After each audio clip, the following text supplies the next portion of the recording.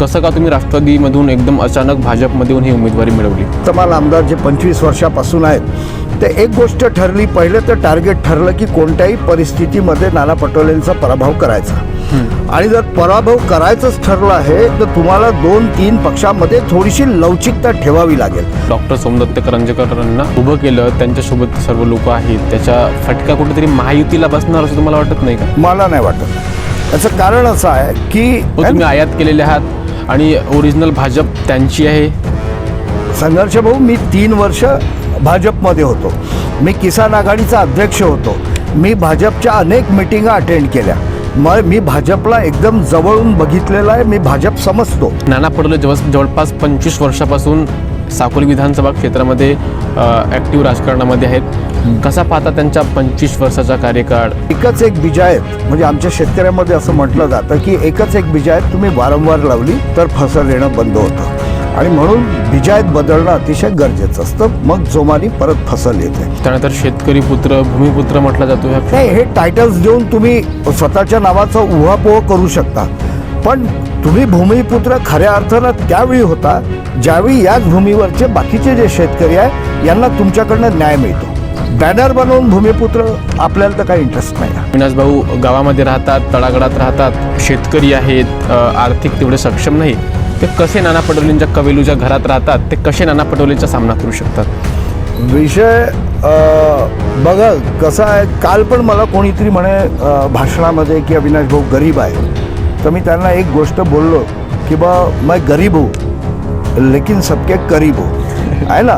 बरं, का बरं साकोली विधानसभा क्षेत्रातील लोकांनी अविनाश ब्राह्मणकरला मतदान करावं, अविनाश ब्राह्मणकरला आमदार बनावं? स्वतःच्या आर्थिक परिस्थितीचा कधी खूप जास्त विचार नाही केला की बा हा बिझनेस करील, माझ्या बँकेचा बॅलन्स कसं वाढत जाईल, आहे ना, माझ्याच घरामध्ये पैसा आला पाहिजे, प्रत्येक ठेका मलाच पाहिजे, या सर्व गोष्टींपासून दूर राहून मी जितकं माझ्याकडनं करता येईल तितकं करण्याचा प्रयत्न केला. बुलेट राजा म्हणून तुम्हाला त्या क्षेत्रामध्ये बोलावलं जातं, टॅगलाईन नाही, काय स्टोरी बुलेटची? हे गाडीवाले वगैरे जे असतात ना, यांच्यापेक्षा मोटरसायकलनी तुम्ही प्रवास केला तर तुमचा लोकसंपर्क अधिक चांगला होतो, तुम्ही लोकांना दिसता. फुके साहेबांची जिद्द होती की ह्या विधानसभेला नाना पटोलेंच्या विरोधामध्ये कोणी कुणबी कॅन्डिडेटच द्यायला पाहिजे, आणि अगदी फुके साहेबांच्या जिद्दीमुळे अविनाश ब्राह्मणकरला ही ह्या वर्षी महायुतीची उमेदवारी मिळाली. तो एक अधिकचा पॉईंट कदाचित असू शकतो, पण मला पण नाही आवडणार की फक्त त्या एका कारणाने मला तिकीट दिले जावे. बरं आहे की नाही, फक्त कुणबी आहे म्हणून वगैरे असला काही प्रकार मला पण आवडणार नाही, कारण मी जेव्हा काम करतो तर मी असं काही लक्षात ठेवून काम करत नाही. 23 तारखेला गुलाल उधळायचे आहे. 100% डन डन डन, लॉक करून देऊ. बिलकुल लॉक कर दो आप. नमस्कार, मी संघर्ष आणि आपण झकास मराठी पाहतात. झकास मराठीवर आपण ही महाराष्ट्राची विधानसभा निवडणूक कव्हर करत आहोत. आज आपण साकोली विधानसभा क्षेत्रामध्ये आहोत. साकोली विधानसभा क्षेत्रामध्ये महाविकास आघाडीकडून नाना पटोले महाराष्ट्र प्रदेश काँग्रेसचे अध्यक्ष उमेदवार आहेत. महायुतीकडून अविनाश ब्राह्मणकर हे उमेदवार आहेत आणि अपक्ष काही उमेदवार साकोली विधानसभा क्षेत्रामध्ये लढत आहेत. खरं तर ह्या निवडणुकीला साकोली विधानसभा क्षेत्रातील काय मुद्दे आहेत, येथील लोकांना काय समस्या आहेत, आजही युवकांना महिलांना कोणत्या समस्यांचा सामना करावा लागतो, आपण ग्राउंड रिपोर्ट्सच्या माध्यमातून तुम्हाला दाखवण्याचा नेहमी प्रयत्न करत असतो. आज आपण साकोली विधानसभा क्षेत्रातील महायुतीचे अधिकृत उमेदवार अविनाश ब्राह्मणकर यांच्यासोबत आहोत. आज आमच्या बैठकीला अविनाशजी पाहुणे आहेत. खरं तर यांचं ह्या निवडणुकांविषयी म्हणजे काय मुद्दे, कोणत्या मुद्द्यांवर ते निवडणूक लढत आहेत, साकोली विधानसभा क्षेत्राकरिता यांचं काय विजन आहे, आणि एकंदरीत ह्या विधानसभा निवडणूक नेमकी कशी रंगेल, सर्व विषयांवर आज आपण साहेबांशी चर्चा करणार आहोत. आमच्यासोबत स्वतः महायुतीचे अधिकृत उमेदवार अविनाश ब्राह्मणकर आहेत. अविनाशजी, स्वागत आहे आपलं झकास मराठीवर. नमस्कार.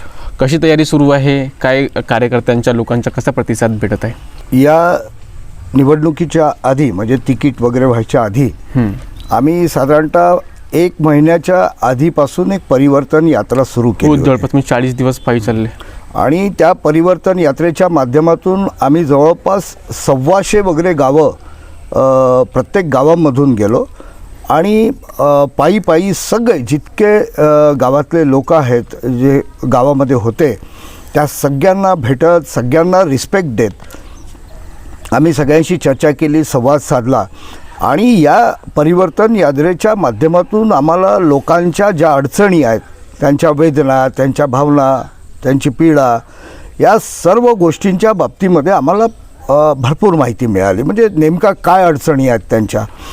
आणि आम्ही त्या एका त्या यात्रेच्या माध्यमातूनच आम्ही एक मेसेज द्यायचा प्रयत्न केला होता की एकच एक बिजायत, म्हणजे आमच्या शेतकऱ्यामध्ये असं म्हटलं जातं की एकच एक बिजायत तुम्ही वारंवार लावली तर फसल येणं बंद होतं. आणि म्हणून बिजायत बदलणं अतिशय गरजेचं असतं, मग जोमाने परत फसल येते. ज्या गोष्टींकडे अतिशय सोप्या पद्धतीने आताचे वर्तमान आमदार काम करू शकले असते ते त्यांनी केलं नाही, किंवा ते त्यांच्या डोक्यामध्ये आलं नाही म्हणा, किंवा दुर्लक्ष केलं, किंवा त्यांच्याजवळ ते व्हिजन नाही, माहीत नाही. पण बऱ्याच गोष्टी करण्याची गरज होती. आणि आताचे वर्तमान आमदार एकमेव असे प्रतिनिधी आहेत की त्यांना सर्वात जास्त वेळ मिळाला. जनरली काय होतं की एखादा माणूस निवडून आला, त्याला त्याच्यामध्ये मॅच्युरिटी यायच्या आधी त्याचा कालखंड संपून जातो आणि मग लोक परत दुसऱ्याला निवडून देतात. मग त्याला असं वाटतं की मला अजून एक टर्म मिळाली असती तर आता मला जितकं कळायला लागलं किंवा जितका मी मॅच्युअर्ड झालो तर मी कदाचित सेकंड टर्ममध्ये जास्त चांगलं डिलिव्हर करू शकलो असतो. पण सेकंड चान्स मिळत नाही, थर्ड चान्स मिळत नाही. नाना पटोलेंना बराच वेळ मिळाला, मॅच्युरिटी येऊन बरेच दिवस झाले असतील कदाचित, पण डिलिव्हरी काहीच नाही. तर त्याच्यामुळे एरियामधल्या ज्या अडचणी आहेत त्या आता सॅच्युरेट होऊन गेल्या. म्हणजे रोजगाराचा विषय आहे. तुम्ही जसं महिलांच्या बाबतीत बोलले, महिलांना एक म्हणजे महिलांचा एक विषय असा आहे की त्या आपल्या अडचणी खूप जास्त बोलून दाखवू नाही शकत. आपल्या ग्रामीण भागामधल्या महिला त्यांचे पती असतील किंवा सासरे भासरे, हे जे घरामधले जे कुटुंबातले मोठे लोक आहेत, यांच्यासमोर त्यांना एखादा आजार झाला असेल ते सुद्धा बोलून दाखवत नाही. किंवा माझा जो परिवार आहे तो आर्थिक अडचणीत येऊन जाईल ट्रीटमेंटसाठी वगैरे वगैरे, तर त्या बोलूनसुद्धा दाखवत नाही. इथे आमच्या तालुक्यामध्ये एक चांगली तज्ज्ञ गायनॅकोलॉजिस्ट नाही आहे, स्त्री रोग तज्ज्ञ जो आहे ते नाहीच आहे. आता लाखांदूर तालुक्यामध्ये समजा कोणाची तब्येत खराब झाली तर त्यांना सरळ जावं लागतं ब्रह्मपुरीला. साकोली आणि लाखणीमधल्या लोकांना जावं लागतं नागपूरला. इथे स्थानिक लेवलवरती ही व्यवस्था उभी राहायला हवी होती. बरं, तुमच्या उमेदवारीकरिता खूप चर्चा आहे. तुम्ही राष्ट्रवादी काँग्रेस पक्षाकडून जिल्हा परिषद सदस्य आहात. हां, जिल्हा परिषद भंडाऱ्याला. आणि एकदम अचानक तुम्ही एक दिवसाआधी तुमच्या भाजपमध्ये प्रवेश झाला, तुम्हाला भाजपची महायुतीची अधिकृत उमेदवारी जाहीर झाली. नेमकं याच्या मागचं काय वास्तविक काय आहे, याच्या मागची काय स्टोरी आहे? तुमच्यावर खूप आरोप प्रत्यारोपसुद्धा होतात. काय आहे स्टोरी? कसं का तुम्ही राष्ट्रवादीमधून एकदम अचानक भाजपमध्ये येऊन ही उमेदवारी मिळवली? बघा कसं आहे, एक तर 3 पक्षांची युती आहे. बरोबर. भारतीय जनता पार्टी, राष्ट्रवादी काँग्रेस पार्टी आणि शिवसेना शिंदे गट. यात हे तिन्ही पक्ष जेव्हा एकत्रित आले आणि जर युती आहे तर आणि जर वर्तमान आमदार जे 25 वर्षापासून आहेत, ते एक गोष्ट ठरली, पहिले तर टार्गेट ठरलं की कोणत्याही परिस्थितीमध्ये नाना पटोलेंचा पराभव करायचा. आणि जर पराभव करायचंच ठरलं आहे तर तुम्हाला 2-3 पक्षामध्ये थोडीशी लवचिकता ठेवावी लागेल. तुम्ही खूप आडमुठेपणाने त्यांचा पराभव करू शकणार नाही. तिन्ही पक्ष एकत्रित आले. जितक्या उमेदवारांनी तिकीट मागितल्या होत्या, ही गोष्ट खरी आहे की मी राष्ट्रवादीत होतो तर माझा विचार कमी झाला असता. पण जसं आता साकोली विधानसभा क्षेत्र हा भाजपचा पारंपरिक क्षेत्र आहे, मोरगाव अर्जुन ही राष्ट्रवादीच्या कोट्यामध्ये होती.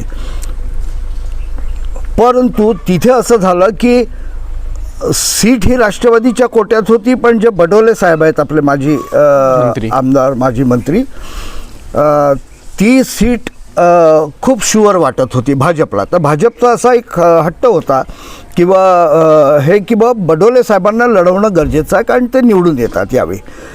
पण तिथे राष्ट्रवादीच्या कोट्यामध्ये सीट असल्यामुळे मग एक तडजोड करण्यात आली किंवा जरी ते भाजपचे असतील आणि सीट राष्ट्रवादीची असेल, आणि मोठ्या नेत्यांच्या मीटिंगमध्ये पहिलेच ठरलं होतं की जी सीट ज्याच्याकडे आहे ती त्याच्याचकडे राहील. तर त्या धर्तीवरती मग बडोले साहेबांना राष्ट्रवादीत प्रवेश देऊन घड्याळीवरती आता ते निवडणूक लढतात आहेत.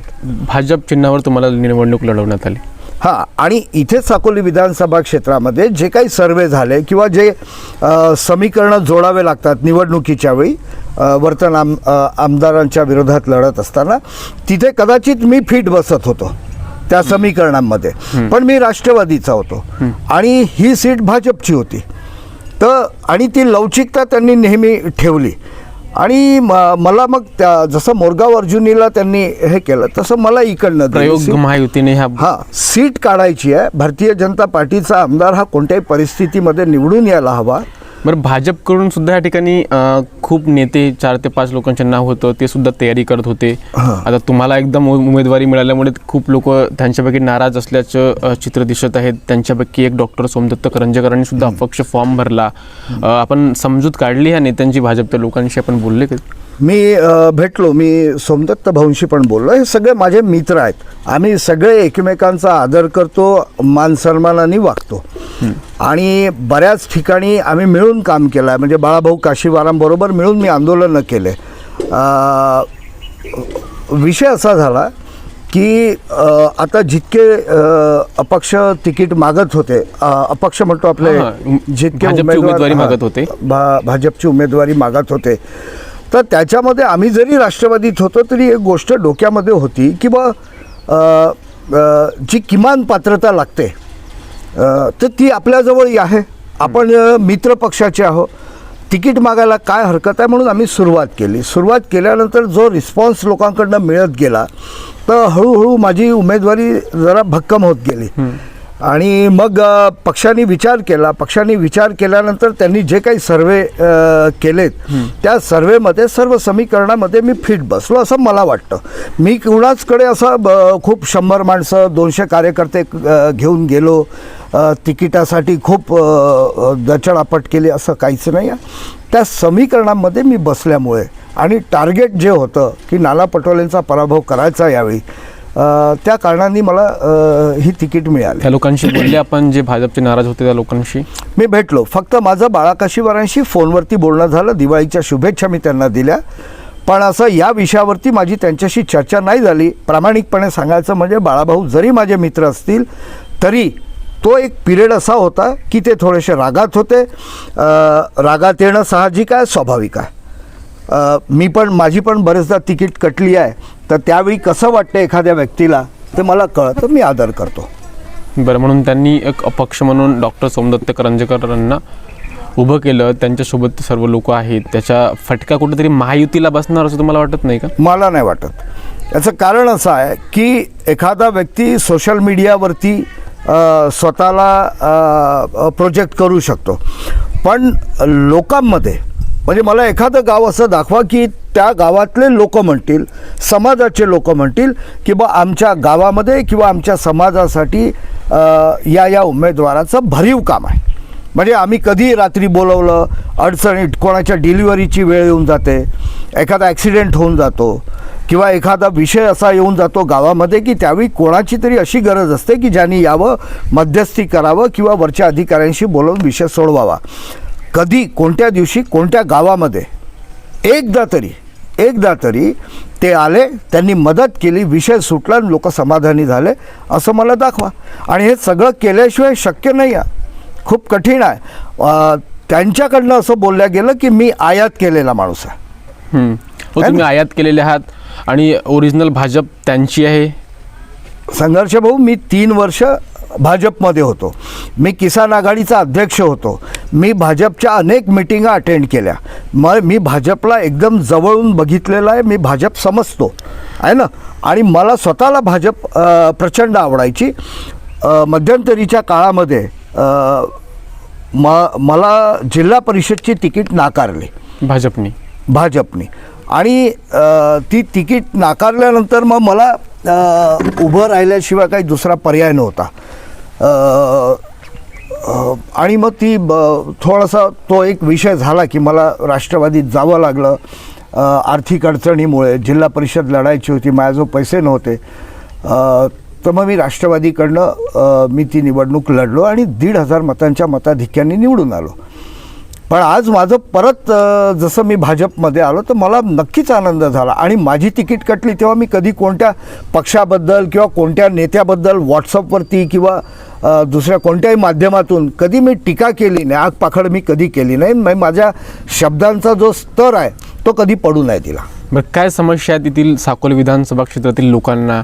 तुम्ही गावामध्ये राहता, सर्वसामान्य लोकांमध्ये फिरता आणि नेहमी सर्वसामान्य लोकांच्या समस्या दूर करण्याचा प्रयत्न करता, असं तुमची विधानसभा क्षेत्रामध्ये चर्चा आहे. खरंच तुम्ही तळागाळात जाऊन लोकांची सेवा करता, तुम्हाला माहिती असेल समस्या. खरंच आज भारत आझाद होऊन 75 वर्ष झाले, आपण आझादीचा अमृत महोत्सव साजरा करतो. काय समस्या आहेत तिथील लोकांना आजही? एक तर एक्सपोजर, म्हणजे जसं आता इथले तरुण मुलं जे आहेत गावाखेड्यामधले आहे ना, ग्रामीण भागामधले, सगळ्यात महत्त्वाचा मुद्दा हा आहे की या तरुण पोरांच्या मनामध्ये एक त्यांना जे एक्सपोजर देण्यात यावं. किंवा जसं आता एखाद्या उदाहरण सांगतो, एखाद्या तरुण पोरांनी सांगितलं की मी माझ्या घराच्या अंगणामध्ये एखादं चांगलं छोटंसं प्रोडक्शनचं युनिट टाकतो. तुम्ही कोइंबतूर वगैरे सारख्या अशा काही सिटीजमध्ये गेले तर गृहउद्योग सुरू करायसाठी हजारो लाखो मशिनरीज आहे. आपल्या भागामध्ये आपल्या लोकांच्या गरजा पाहून कोणत्या गोष्टीच्या धंद्याची सुरुवात करता येईल हे याचं प्रशिक्षण त्या मुलांना देणं गरजेचं आहे. जसं खिळे आहेत, आपल्या इथे प्रत्येक घरामध्ये खिळे लागतात. ते एकतर रायपूरला बनतात नाही तर नागपूरला बनतात. इथे लोकल लेवलवरती भंडारा गोंदिया जिल्ह्यामध्ये बनत नाही, आहे की नाही. समजा एखादी छोटीशी मशीन 3.5-4 लाख रुपयाच्या मशिनरीज येतात, ती वायर टाकतात, त्याच्यामध्ये 1 मिनटात 300 खिळे बनतात. ते समजा एखाद्या परिवाराने एखाद्या कुटुंबाने घरीच बनवणं सुरू केलं 4-5 लोकांनी मिळून, तर मला असं वाटते तो 15-20 हजार 25 हजार रुपये महिना आरामात कमवू शकतो. पण त्याला त्या मशीनच्या जवळ किंवा ते नॉलेज त्याला द्यावं लागेल की ही मशीन भेटते, हा व्यवसाय घरी सुरू केला जाऊ शकतो. त्यांना ज्याला आपण मोटिवेशनल स्पीचेस म्हणतो, प्रोत्साहन देण्यालायक ते बोलावं लागेल. आमच्या भागामध्ये शेतकऱ्यांचा सगळ्यात चांगला पूरक धंदा हा दूध उत्पादन आहे. सगळीकडे दूध उत्पादकांना 5 रुपये प्रति लिटर अतिरिक्त अनुदान मिळतं, ते आमच्या भागात मिळत नाही. हे प्रोत्साहन कोण देईल, त्यांच्या मागे उभं कोण राहील, हा विषय कोण मांडेला आहे? किंवा जे तरुण पोरं, बरेच पोरं आजकाल सकाळी सवय लागली की कोणीतरी भाऊ शोधायचा, भाऊ 500 दे, भाऊ 1000 दे. त्या तरुण पोरांना हे बंद करून त्यांना दूध उत्पादक बनवण्याची गरज आहे. त्यांनी समजा 3 गायी घेतल्या, 4 गायी घेतल्या, घरी एक व्यवस्थित पूर्ण परिवार मिळून दूध उत्पादक बनला, थोडीशी मेहनत केली त्या गाई म्हशींवरती, तर तो मला वाटते सकाळच्या 9 वाजतापर्यंत 8-8:30पर्यंत 1000 रुपये 800-1000 रुपये कमावणं सोपं काम होऊन जाईल. ह्या सर्व समस्या येथील लोकांना आहेत. म्हणजे काही लोक करून राहिले चांगले दुधावरती, बऱ्यापैकी घर सुरू आहे त्यांचं. पण काही लोकांना काय करावं हेच कळून नाही राहिलं. नाना पटोले जवळपास 25 वर्षापासून साकोली विधानसभा क्षेत्रामध्ये ॲक्टिव्ह राजकारणामध्ये आहेत. 1999 पासून जवळपास 4 टर्म ते ह्या क्षेत्राचे आमदार झाले, एकदा भंडारा गोंदियाचे खासदार झाले. कसा पाहता त्यांच्या 25 वर्षाचा कार्यकाळ? बघा, वेळ त्यांना प्रचंड दिला लोकांनी, सर्व मतदान दिली, पूर्ण ताकद दिलं, सगळं अपेक्षा पण खूप होत्या त्या नानाभाऊंकडनं. पण जे ठळक विषय आहेत की त्या विषयामध्ये भरीव काम झालं तर त्या भागाचा विकास झाला असं आपण समजतो. तुम्ही शिक्षणाचं क्षेत्र घ्या, मला काहीच काम दिसलं नाही. म्हणजे भाऊंनी काही तरुण पोरांना एनकरेज केलं, त्यांनी संस्था रजिस्टर्ड केली आणि त्या तरुण पोरांनी मिळून भाऊंनी त्यांना एखादं कॉलेज मिळवून दिलं. शैक्षणिक सुविधा झाली, आजूबाजूच्या 25 गावांची शिक्षणाची सोय झाली. किंवा ज्या तरुण मुली आहेत ज्यांना नर्सिंग कॉलेज लागतं, कारण आता बऱ्याचशा मुली ज्या आहेत ह्या नर्सिंगचं ट्रेनिंग घ्यायला नागपूरला जातात किंवा दूरपर्यंत जातात. काही मुली गरीब घरच्या आहेत, इतक्या दूर जाऊन राहणं कठीण जातं. इथे समजा आमच्या तालुका प्लेसेसला नर्सिंग कॉलेजेस आणले असते तर इथच्या तरुण पोरींना एक चांगलं हे झालं असतं नर्सिंगचं ट्रेनिंग घ्यायला. पण याच्यातलं काही काम झालं नाही. उद्योगधंद्यामध्ये एकही उद्योगधंदा त्यांनी आणला नाही. बरं, आणला नाही प्रॉब्लेम नाही, प्रयत्नही नाही केला, याचं वाईट वाटते. कधी कोणत्या धंद्याच्या म्हणजे हा उद्योग टाकू आपण, तो उद्योग टाकू, प्रयत्न पण नाही केला. त्याचं वाईट वाटते. रोजगारामध्ये शून्य आहे. किंवा कमीत कमी असं तरी टार्गेट सेट करावं की एका वर्षाला 10 पोरांना मला कामाला लावायचं आहे. 25 वर्षामध्ये 250 घरं उभे होऊन गेले असते. तसंही काहीच नाही आहे. सिंचनामध्ये मला तुम्ही 5 एकर दाखवा 25 एकरामध्ये. हे जितके सिंचनाचे प्रकल्प आहेत, जसा चुलबनचा प्रकल्प आहे, इनिशिएटिव्ह जो आहे त्याचा पुढाकार त्या महादेवराव शिवणकरांच्या काळामध्ये 1984ला झाला. मजेची गोष्ट ही आहे की तो चुलबन प्रकल्पाच्या अंतर्गत जितके गावं येतात ज्यांचं सिंचन व्हायला पाहिजे होतं त्याच्यामध्ये सुकळी पण येतं, पण आजपर्यंत सुकळीला पण पाणी मिळत नाही. जे गावं त्यांना भरपूर मदत करतात किंवा मतदान करतात, तुम्ही विहीरगाव बुराड्या घ्या, सासरा घ्या, इकडचे जितके गावं, एकही गावाला त्या चुलबन प्रकल्पाचं पाणी आजपर्यंत मिळालं नाही. त्यानंतर शेतकरी पुत्र, भूमिपुत्र म्हटला जातो ह्या नाही, हे टायटल्स देऊन तुम्ही स्वतःच्या नावाचा उहापोह करू शकता, पण तुम्ही भूमिपुत्र खऱ्या अर्थानं त्यावेळी होता ज्यावेळी याच भूमीवरचे बाकीचे जे शेतकरी आहे यांना तुमच्याकडनं न्याय मिळतो. तुम्ही कष्ट घेता त्यांच्यासाठी, काही दिवस प्रयत्न केल्यानंतर तुम्ही त्यांच्या अडचणींचं समाधान करता, त्यावेळी तुम्ही भूमिपुत्र. बॅनर बनवून भूमिपुत्र आपल्याला तर काही इंटरेस्ट नाही आहे. बरं, आता तुमच्यासमोर नाना पटोले उमेदवार आहेत, हां. दिग्गज आहेत, महाविकास आघाडीकडून महाराष्ट्र प्रदेशाचे काँग्रेसचे अध्यक्ष आहेत. लोक आता त्यांचे कार्यकर्ते त्यांना भावी मुख्यमंत्री म्हणत आहेत. ही एक टॅगलाईन लागली आहे. आणि तुम्ही महायुतीकडून उमेदवार आहात. तुमच्याविषयीची चर्चा आहे की अविनाश भाऊ गावामध्ये राहतात, तळागाळात राहतात, शेतकरी आहेत, आर्थिक तेवढे सक्षम नाही. ते कसे नाना पटोलेंच्या कवेलूच्या घरात राहतात, ते कसे नाना पटोलेचा सामना करू शकतात? विषय बघा कसा आहे. काल पण मला कोणीतरी म्हणे भाषणामध्ये की अविनाश भाऊ गरीब आहे, तर मी त्यांना एक गोष्ट बोललो की मैं गरीब हूँ लेकिन सबके करीब हूँ. आहे ना. माझा विश्वास म्हणजे माझे वडील असं म्हणायचे की तुम्हाला जर कोणाचं काम करायचं आहे ना, तर पहिले तर त्या व्यक्तीवरती तुमचं प्रेम असणं गरजेचं आहे. तर तुम्ही त्या व्यक्तीसाठी अर्ध्या रात्रीसुद्धा उठून तुम्ही जाल, पण तुमचं जर त्याच्यावरती प्रेम नाही आहे तर तुम्ही त्याचं दिवसा पण काम नाही करू शकणार, आहे की नाही. म्हणून पहिले या ग्रामीण भागामध्ये काम करायचं असेल तर तुम्हाला सर्व समाजाच्या लोकांवरती तुमचं प्रेम असणं गरजेचं आहे. तुम्हाला त्यांच्या समस्या, त्यांच्या वेदना, सगळ्या भावना, हे ते सगळं समजणं अतिशय गरजेचं आहे. आणि मग जेव्हा तुम्हाला वाईट वाटते किंवा नाही, यावेळी अशा संकटाच्या वेळी यांच्यासोबत कोणीतरी राहणं, उभं राहणं गरजेचं आहे, तर तुम्ही नक्की धावून जाल. पण तुमच्या मनामध्ये फक्त मेरे को नेता बनना है और मला पैसे कमवायचे आहे, हे समजा म्हणजे तुमच्या सोचमध्ये समजा फरक असेल तर मला नाही वाटत तुम्ही खूप काही काम करू शकाल. नाना पटोलेंना हरवणं शक्य आहे यावर्षी? एकदम सोपं आहे. कसं? नाना पटोले, जसं मला सगळेजण तुमच्या आधी पण काही वार्ताहरांनी मला खूप बलाढ्य आहेत, दिग्गज आहेत, ते पदांनी आणि त्यांच्या खुर्चींनी दिग्गज आहेत, बलाढ्य आहेत, मी मान्य करतो. याच्यामधनं म्हणजे माझ्या मनामध्ये काही दुमत नाही. पण आजच्या तारखेला सगळ्यात सोपा कॅन्डिडेट कोणी असेल तर आताचे वर्तमान आमदार आहेत. याचं कारण असं आहे की जितका मोठा वेळ त्यांना देण्यात आला होता तितके मोठे कामं डोळ्यात भरतील असे त्यांच्याकडनं झालेच नाही. आणि आता लोकांना त्यांच्याकडनं एक 5 लाखाच्या सिमेंट रोडची अपेक्षा नाही आहे, किंवा भाऊनी मला 10 पाईप मिळवून दिले, ताडपत्री मिळवून दिली, असल्या अपेक्षा नाही आहेत. आता लोकांना मोठ्या अपेक्षा आहेत. मध्ये त्यांनी बोलले होते की कृषी विद्यापीठ आणतो, खूप उहापोह झाला त्याचा. ते विद्यापीठ दिसलंच नाही शेवटपर्यंत. एखादा उद्योगधंदा नाही, एखादा कॉलेज नाही, सिंचनाची व्यवस्था नाही आहे, त्याच्यासाठी जे पोटतिडकीने प्रयत्न व्हायला पाहिजे ते प्रयत्न पण नाही आहे. आरोग्याची व्यवस्था तर खूपच खराब आहे. राज्यामध्ये महायुतीची सरकार आहे. वेगवेगळ्या निरनिराळ्या योजना महायुती सरकारने ह्या 2.5 वर्षात राबवलं. महिलांकरिता मुख्य योजना म्हणजे मुख्यमंत्री माझी लाडकी बहीण योजना असो किंवा शेतकऱ्यांच्या सन्मान निधीमध्ये वाढ, अशा अनेक योजना ह्या महायुती सरकारनं ह्या 2.5 वर्षामध्ये राबवलं. कसे पाहता आपण ह्या महायुतींच्या योजनांकडे? खरंच ह्या योजनांच्या लोकांना फायदा झाला हे क्षेत्रात?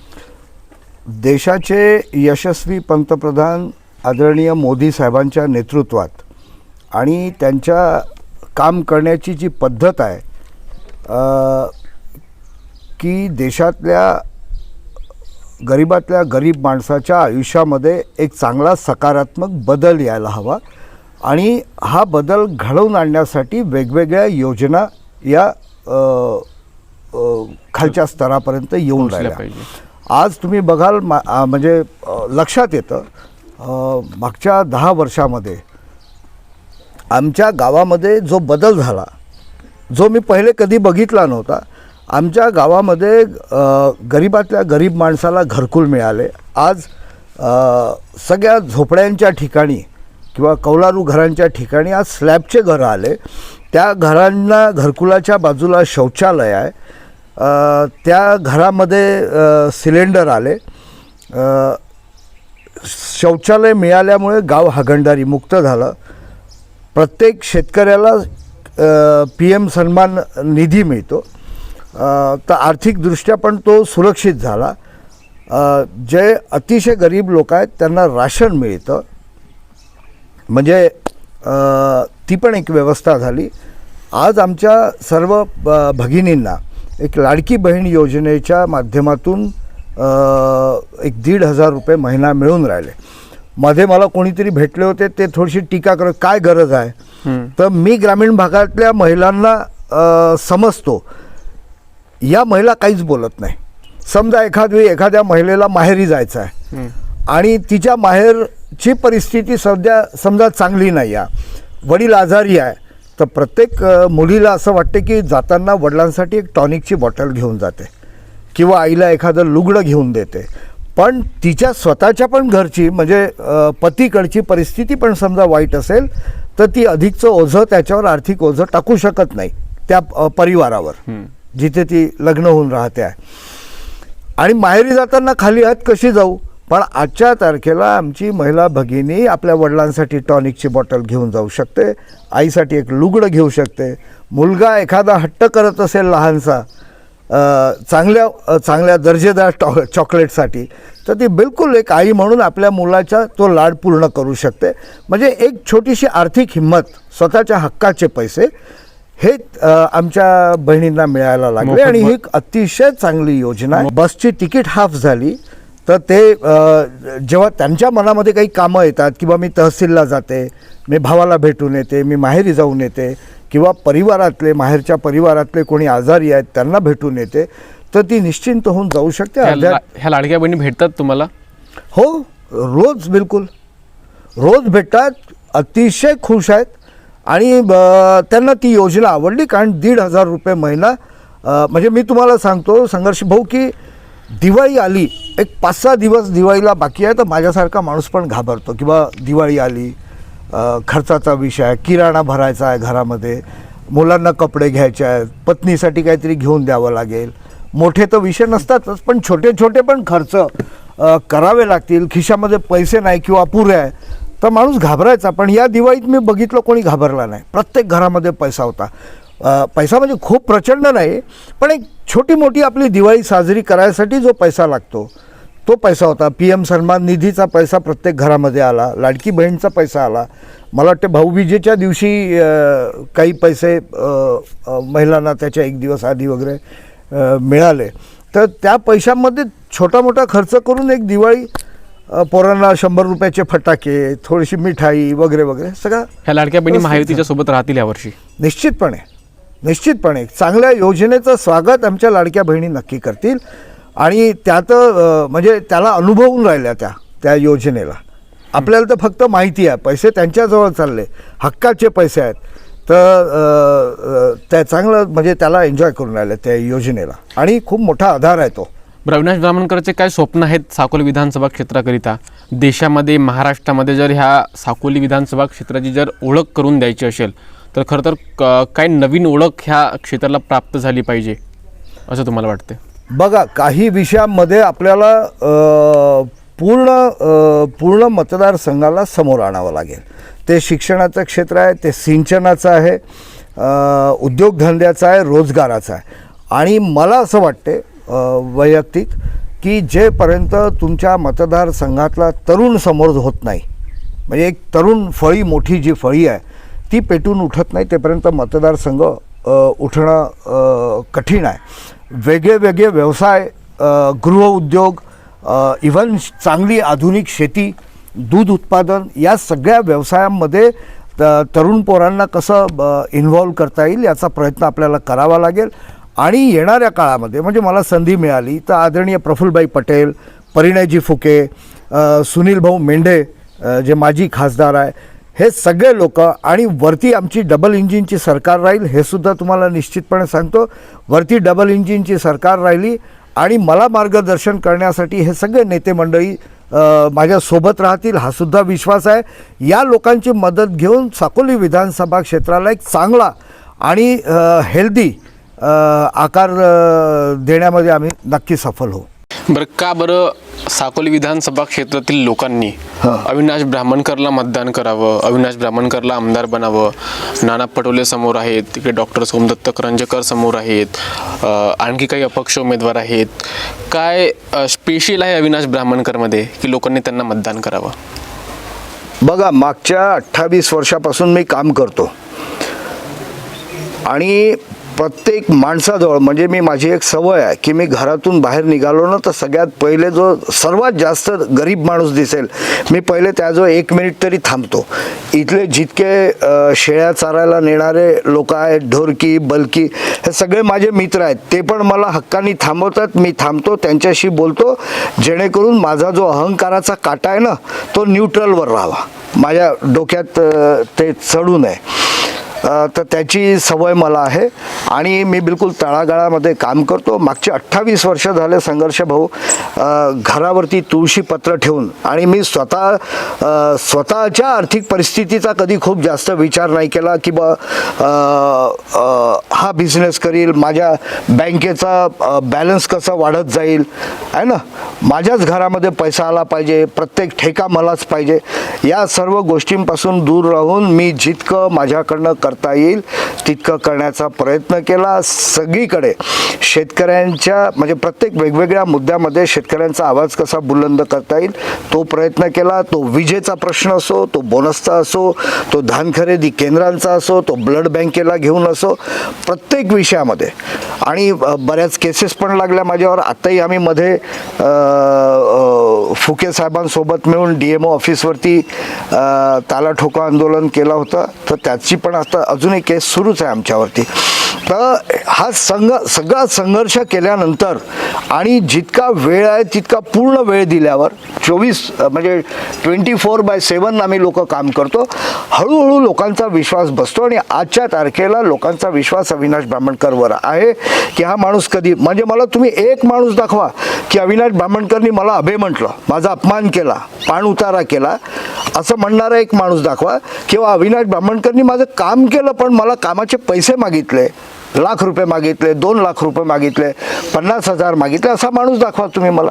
हळूहळू विश्वास बसत गेला आणि आज मला असं वाटायला लागलं आहे की मी आमदारकीची विधानसभेची निवडणूक लढायसाठी पात्र आहे. बुलेटची काय स्टोरी आहे? तुम्ही बुलेटनं आजही लोकांमध्ये फिरता, बुलेट राजा म्हणून तुम्हाला त्या क्षेत्रामध्ये बोलावलं जातं, टॅगलाईन आहे. काय स्टोरी बुलेटची? नाही, काय झालं की आता माझ्या 28 वर्ष झाले. आता मध्ये मी जिल्हाध्यक्ष वगैरे होतो तेव्हा माझं गाडी होती, तर त्या गाडीने फिरलो, पण अदरवाईज पूर्ण माझा प्रवास जो आहे हा मोटरसायकलने झाला. आणि मी तुम्हाला उलटं सांगतो, हे गाडीवाले वगैरे जे असतात ना, यांच्यापेक्षा मोटरसायकलनी तुम्ही प्रवास केला तर तुमचा लोकसंपर्क अधिक चांगला होतो.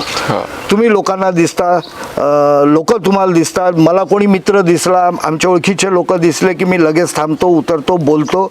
म्हणजे चढणं उतरणं अतिशय सोपं आहे आणि माणूस जमिनीवर राहतो.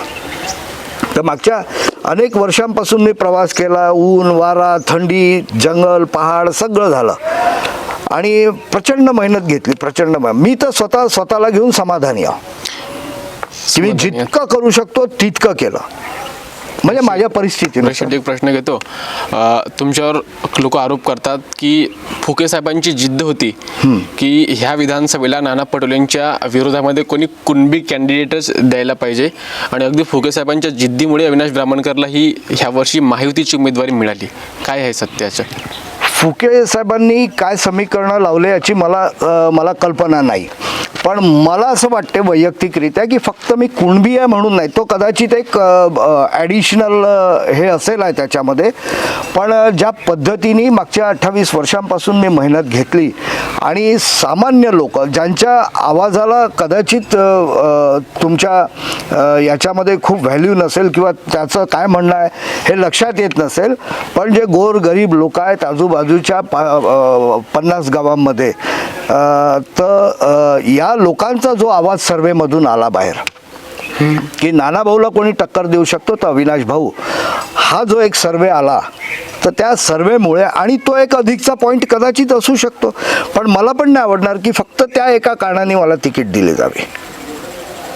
बरं आहे की ना, फक्त कुणबी आहे म्हणून वगैरे असला काही प्रकार मला पण आवडणार नाही. कारण मी जेव्हा काम करतो तर मी असं काही लक्षात ठेवून काम करत नाही.